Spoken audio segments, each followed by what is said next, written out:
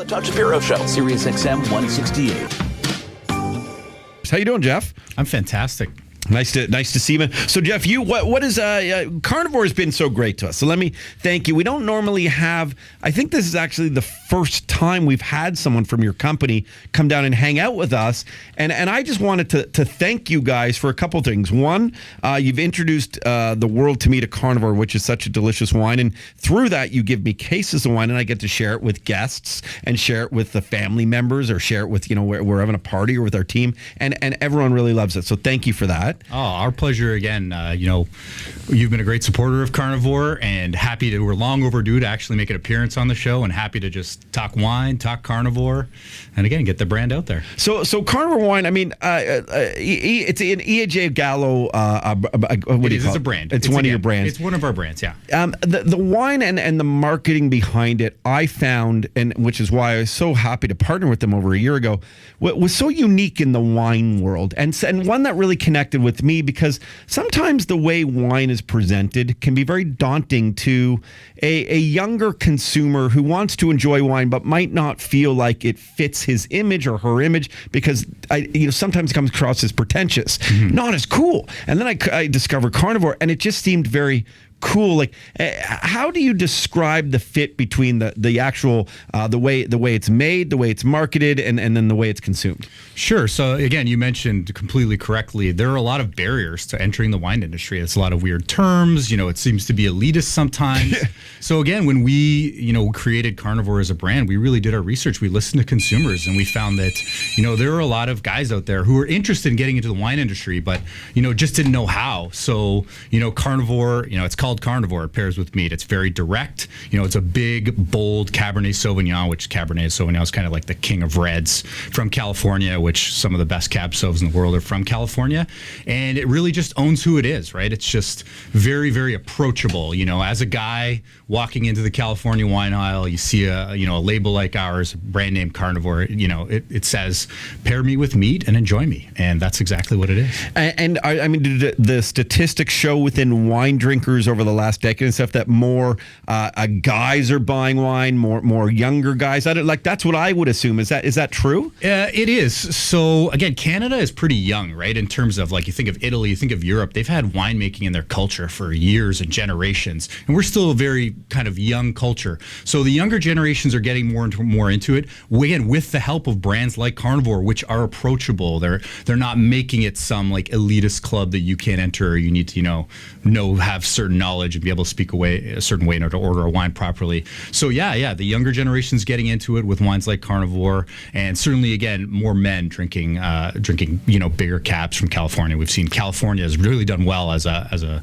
winemaking area in the last little while. And what makes it so delicious? Like, how do you describe that taste to me that I can't really describe other than just telling people, like, you got to try it once and you'll understand it? So we really got to tip our caps to our winemakers. We've got some of the best winemakers in the world, and so they really took a traditional Cab Sauv, so dark cherry, bold, full-bodied, put it on oak just to kind of round it out and give you that mouthfeel. So again, it just has kind of all the characteristics of a big, rich Cabernet, and at the same time, it's really easy drinking, and that smooth finish just makes it something that you want to enjoy. And it is really easy to drink. It is, right? Yeah. It's amazing.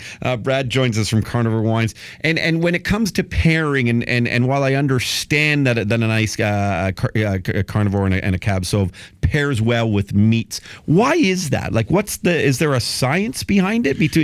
There is, yeah. So again, reds traditionally pair better with meats in general, and Cab Sauvs particularly. Again, you've got that kind of savory, flavor of meats, and kind of whether it be steak or ribs or burgers, and then you've got that full round flavor and kind of the mild tannins of our Carnivore, and they just kind of play off each other really well. So, a lot of guys, they stick to their beer, they stick to their spirits, but then you're having a nice steak dinner, you've got some barbecue, and, a guy like me who's now a wine guy, right, kind of wince a little bit when we see somebody, chugging back a or a beer, anyways, with a steak. So we're really giving that option with Carnivore to elevate your game a little bit. Try these pairing, and you'll like it.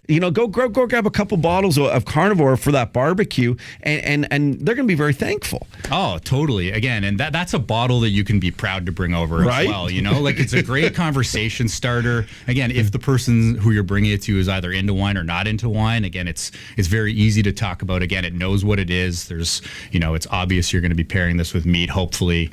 So yeah, it makes it easy for people to bring to other people as well, like as a gift or as a, again, a dinner add-on. Is there ever sort of some do people ever get kind of upset? It's harsh. It's in your face Carnivore. I mean, I love it, but I mean, is there ever some concerns with that stuff? There's always a little bit of backlash, right? Like around meat. Again, we make wine. Yeah.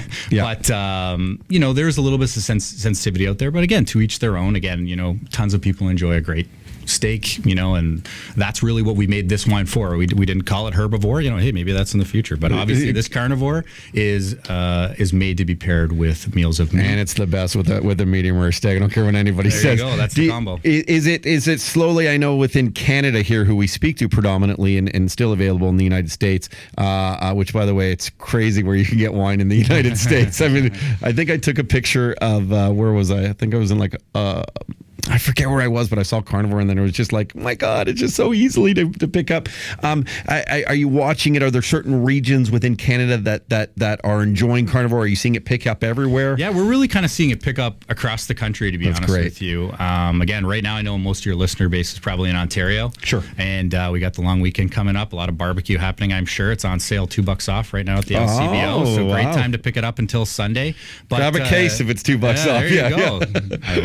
I completely agree. Yeah. But yeah, no, it's doing very well all over the country, and even in Quebec is where we actually launched it in Canada, and it right away took off.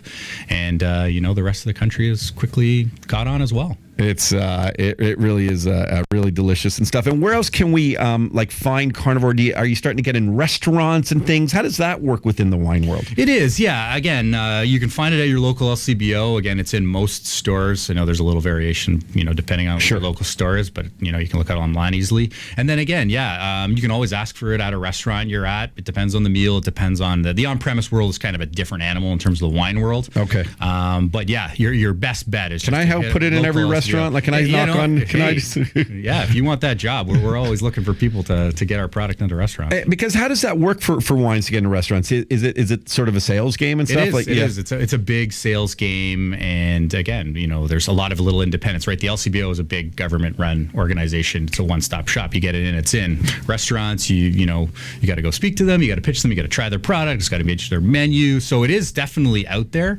but it's definitely a different world than selling it to the LCBO. Is it neat working for E&J Gallo being a company that's sort of still it feels, at least from what I understand, very family run and very family oriented and high values and employees within corporations, not kind of a bigger conglomerate. Is that true?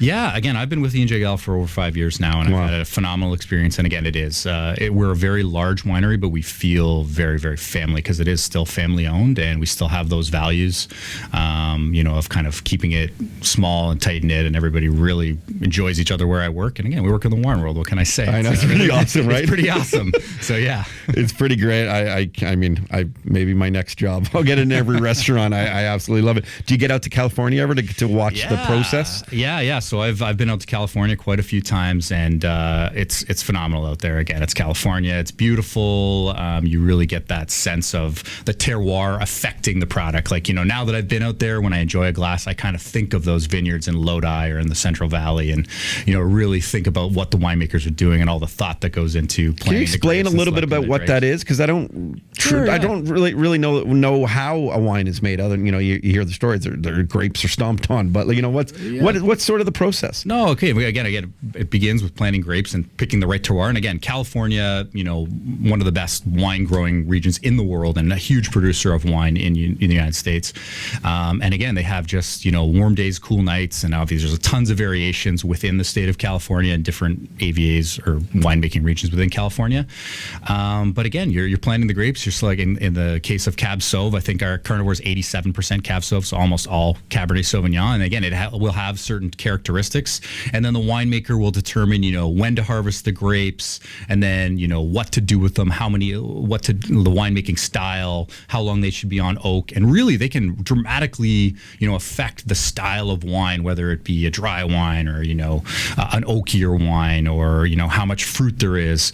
And it's really an art. And again, like I tipped my cap earlier, and I want to do it again. We have some of the best in the world, and I know you're a fan of the product, and I think it speaks for itself in terms of its quality. Well, yeah, I mean, you're essentially a chef. You're creating a recipe for that particular wine, and then how does the consistency remain, though, of it? That's one thing I always wanted to know. Yeah, that's part of the science behind it. Again, so winemaking, especially over the last 5-10 years, has come a long way in terms of the science of it, and that's why, especially, we've invested heavily, Eddie and Jake Allo. We're able to create a product that's very consistent year over year. This is a vintage product, so right now you'll see 2013 or 2014 out in stores, but we really pride ourselves on making a very consistent, appealing product, and really that goes to the winemakers and their ability to year over year, see what the grapes are doing, see what the year has been like, maybe make a few alterations here or there depending on how the season was to get that consistent feel. I see. So even a 2013 versus a 2014 grape, it might have a little bit of a difference, Totally. but they try and sort of what's the word I'm looking for to get just it a consistent style. Like again, some years in other wines, like smaller batch, you'll get a very big variation from year over year, 2014, or it can depend highly on how the weather patterns were that year, right? But with a wine like Carnivore, again, you're looking for that consistency because the consumer, once they've found it and they like it, that's what they're going back to you for. They're like, all right, I really like that Carnivore, and I like that style of wine, and I want to get it again. Hey, does it matter what kind of glass you drink it in? We joke we're not allowed drinking Carnivore we're not allowed drinking anything without a screw top on it because they're protecting their board from 1970 here. But is there certain style glass that wine should be drank in? Yeah. So again, red wines, you kind of want a deeper bowl, like a bigger bowl in your glass, so that lets the air really kind of mix with the wine, and you get those kind of flavors fully developing as the wine opens up. Again, stemless. There's a lot of stemless where it's just kind of just a little easier to grab and a little bit more manly. I'm a personal fan of stemless, but if you want to go stem, again, you want that deeper bowl, and then again, you're just kind of keeping your hand off the glass so it's not heating it up and changing the kind of temperature of the wine. But yeah, for cabs, bigger the glass and the bowl, the better. It's really going to open the wine up, and you're really going to fully enjoy it. Is it considered a complete no-no in the wine world to drink red wine chilled at all? Or No, to be honest with you, no. You can chill it again. You can drink it room temperature. Castle temperature is a little cooler. Like there's different. Obviously, whites you're drinking chilled. Yeah, but it's especially if it's a really hot day. You can certainly bring it down a few degrees. And can you ever put ice in it, or is that? I wouldn't with Carnivore. Again, some wines and some people, it's ultimately you're the one drinking the wine. You drink it how you like. I wouldn't recommend putting ice in Carnivore. No, okay. But in whites, again, it's not unheard of, and we do offer a wide variety of wines. Some can be. But you could chill a Carnivore because I'll be honest with you, I will at times, especially on summer days, I'll chill my Carnivore, and I never know if I should let people know or offer them that same wine or open up a new bottle. But is it change the wine game a bit? It's really to personal taste, and this is the type of barrier we're trying to break down, right? Good. Again, are there hard set rules? If you're somewhere talking to the top wine guy somewhere, he's probably going to tell you something else. But a few degrees chilled again on a hot day, it's not going to hurt anybody, and you're going to enjoy it more. So yeah, it's completely fine. I love that you guys mentioned have it with a burger, because for years for me, I always thought the only meat you really drink wine with is a steak. But to be able to enjoy a glass with a burger, it's just the best thing in the world. Yeah. It really is. To have.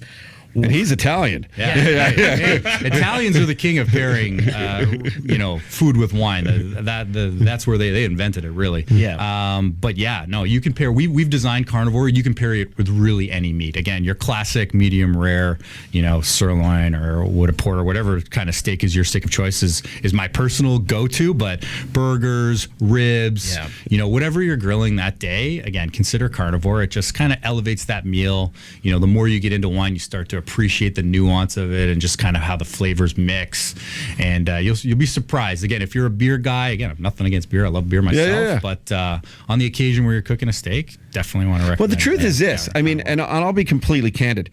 I like beer, but I like one beer. Like, I don't know how guys can go through a ton of beers, because to me, then what it does is it takes away from my meal because I'm bloated or I'm full or whatever. So give me a couple beers, whatever. But with wine, like, it's an easier, you savor it a bit more. You can, have a few glasses throughout the night, obviously very responsibly. But I mean, it's an easier, especially when you are pairing. That to me is what makes sense. And I love the fact that Carnivore Wine breaks down those barriers for how, really, let's be honest, in this day and age, regular guys, which is from what everyone I know that's how we are now. It's like formalities are lost, but you've broken down those barriers for us to kind of enjoy it more, not only just because it tastes so great, but because you don't worry about how it's necessarily consumed, which is funny how that wine perception existed for years, which doesn't anymore.